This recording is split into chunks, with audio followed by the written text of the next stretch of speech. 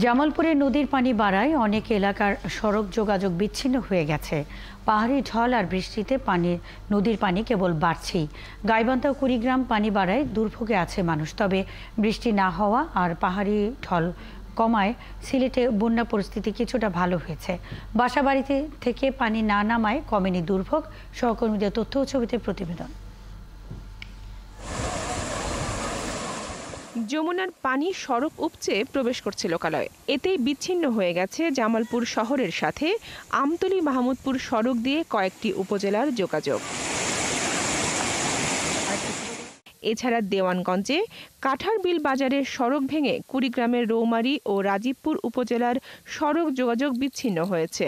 বিভিন্ন জায়গায় রাস্তা ধসে পড়ায় যাতায়াতে ভোগান্তি পোহাচ্ছে কয়েকটি গ্রামের মানুষ। চলাফেরা করা খুবই কষ্ট, আমাদের ঘরবাড়ি নদী ভেঙে যাবে। আমরা সারা রাত ঘুম পারি নাই, সারা রাত ঘুম না পারি, পাঁচ চোখ পাইতে পাইতে পথ দিতে আমরা এই বান্দা আটকা ফেলাম না। এখন জন্ম সনদ দিয়ে খোলো বিকাশ স্টুডেন্ট অ্যাকাউন্ট।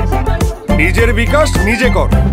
জেলার ইসলামপুর, দেওয়ানগঞ্জ ও মাদারগঞ্জ উপজেলার 11টি ইউনিয়নের নিচু এলাকায় পানি ঢুকে পড়েছে। এতে সবচেয়ে বেশি দুর্ভোগে পড়েছে এইচএসসি পরীক্ষার্থীরা। এভাবে যদি পানি বাড়ে আমাদের পরীক্ষা দিতে অসুবিধা হয়ে যাবে। যেভাবে পানি বাড়তাছে মনে হয় না কালকে পরীক্ষা দিতে যেতে পারবো। কুড়িগ্রামের ধরলা ও ব্রহ্মপুত্রের পানি বেড়ে প্লাবিত হয়েছে চর ও নিচু এলাকা। পানিবন্দী হয়ে পড়েছে 50টি গ্রামের প্রায় 30,000 মানুষ। ডুবে গেছে আমন বীজতলা, পাট, বাদাম সহ সব রকম সবজি ক্ষেত। গাইবান্ধায় গবাদি পশু সহ বন্যা নিয়ন্ত্রণ বাঁধে আশ্রয় নিয়েছে নদী তীরের নিচু এলাকার মানুষ। যাতায়াতে ব্যবহার হচ্ছে নৌকা ও কলা গাছের ভেলা। এদিকে সিলেটে নদীর পানি কমলেও লোকালয় থেকে নামছে ধীর গতিতে। এ কারণে এখনও পানিবন্দী বহু মানুষ। তৃতীয় দফার বন্যায় আক্রান্ত হয়েছে জেলার 13টি উপজেলা। মানুষ খুব কষ্ট মাঝে আছিল, মেড়া বকরি গরু যা আছিল মরিয়া গেছে পানি। বন্যা নিচে কি আমরা বাড়িঘর ঘর দুয়ার জায়গা মিরাজ কিচ্ছু নাই, গরু বাছুর নাই।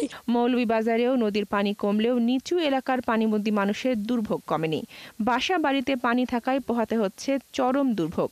আমরাও ঘরে যাইতে আসলাম, তখন দেখা যায় আবার 15 দিন পরে পানি আবার সেই গলা সমান হয়ে গেছে। পানি আমরা গড়তাম পারি না, দিতাম পারি আর না, সব জিনিস নষ্ট হয়ে যাবে। ডাল চাউল কৃষ্ণপত্র কিছু তো রান্তাম পারছি না। তবে বৃষ্টি আর পাহাড়ি ঢল থেমে গেলে পানি আরও দ্রুত নেমে যাবে বলে আশা করছে পানি উন্নয়ন বোর্ড।